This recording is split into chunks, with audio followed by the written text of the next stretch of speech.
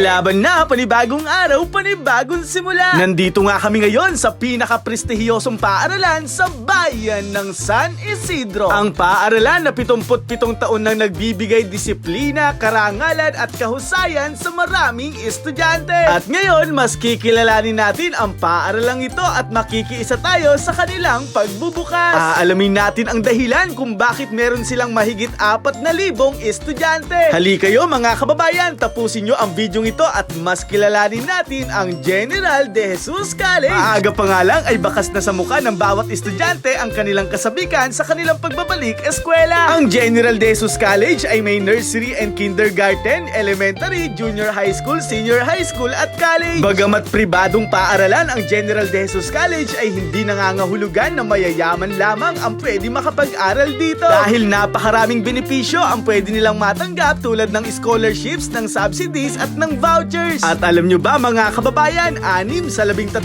programa ng General de Jesus College ang may level 3 accredited status. Patunay lang na hindi matatawaran ang husay ng pagtuturo sa paaralang ito. Yan din marahil ang dahilan kung bakit humigit na sa 4,000 ang kabuoang populasyon ng General de Jesus College. Kaya nga sa pagbubukas ng taong panuruan 2023-2024, mas may dahilan sila para mag-celebrate. Kaya hindi na kami nagtataka ngayon kung bakit ganito kasaya at kasigla ang kanilang opening. Nagsasabik sa unang araw ng eskwela, taas kamay, confidence at do the birthday high. Iba't iba ang hilig, magkakasundo sa lips. Kung gusto mo sumama, welcome to my birthday high. Dito sa DJC,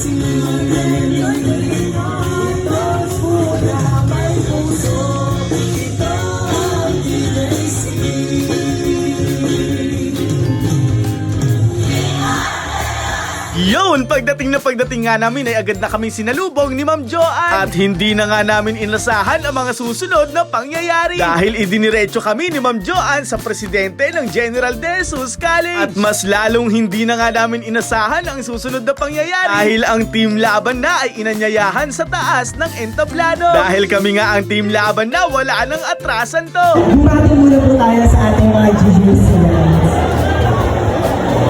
Yun, laban na, panibagong araw, panibagong bukas! Ayan po, magandang araw po, kami nga po ay nagmula pa sa Parque Laur at karangalan po para sa amin na makarating dito po sa maulad na bayan ng San Isidro, partikular po dito sa General de Jesus College. Palakpakan po natin ang bawat isa! Mabuhay! Pumunta kayo! Laban na! Kaya maraming salamat po na pagtanggap dito sa inyong eskwelahan.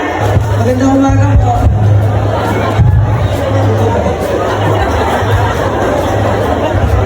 Hello. Magandang umaga po sa inyong lahat. Laban na! Yun, grabe!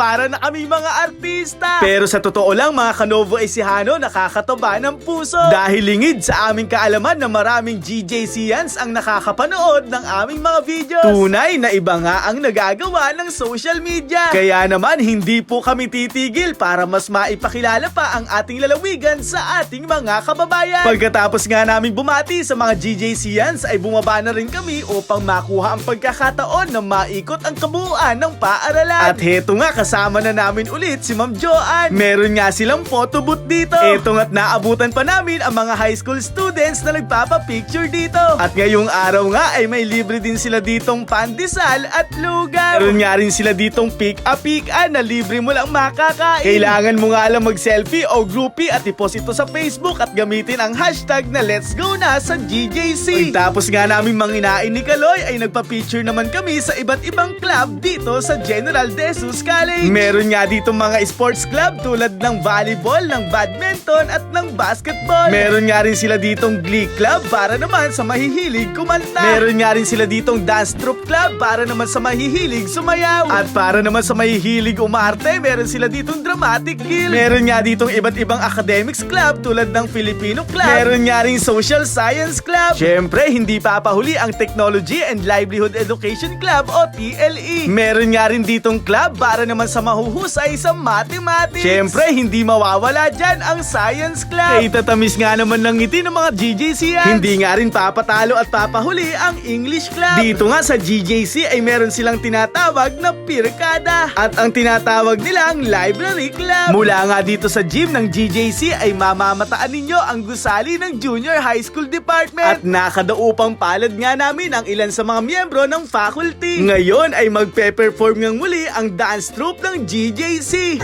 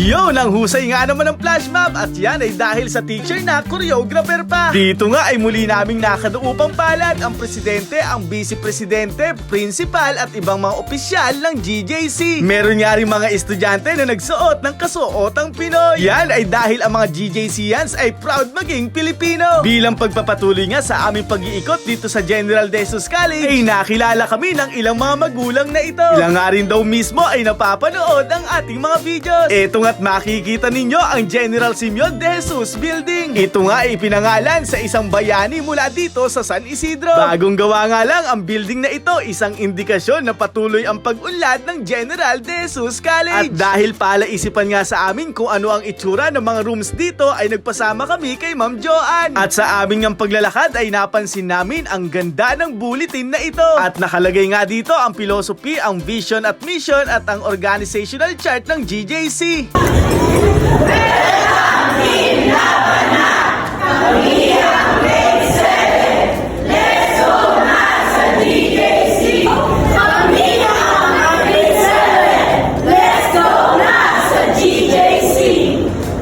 Yun, grabe! Ito pala ang itsura ng kanilang classroom dito. Lahat nga ay fully air-conditioned, malinis, maaliwalas at maliwanag. Ngayon nga ay sumunod naming papasukin ang opisina ng Vice President for Academic Affairs. Kung saan ay naabutan namin dito sa loob ang ilan sa mga education student na kasalukuyang nasa practical teaching. Nakakataba nga ng puso dahil nabigyan kami ng pagkakataon na makapanayam ang Vice President. Siya nga ay walang iba kundi si Doc Maria Cristina D. Ravela na pawang tagabayan ng San Isidro. At siya nga ay isang taas noong GJCians dahil pag-graduate niya ng college ay hindi na siya umalis dito. Kaya naman masasabi niyang ang kanyang puso ay talaga nga namang tatak GJC. Naibahagi nga sa akin ni Vice President na dapat nilang mapangalagaan ang tiwalang ibinibigay sa kanila ng mga magulang. At ang tiwalang yon ang kanilang pinanghahawakan para sila ay mas dumami. Nang matapos nga naming kapanayamin ang Vice President ay dumiretso na kami sa Office of the President. Grabe, dumoble na nga ang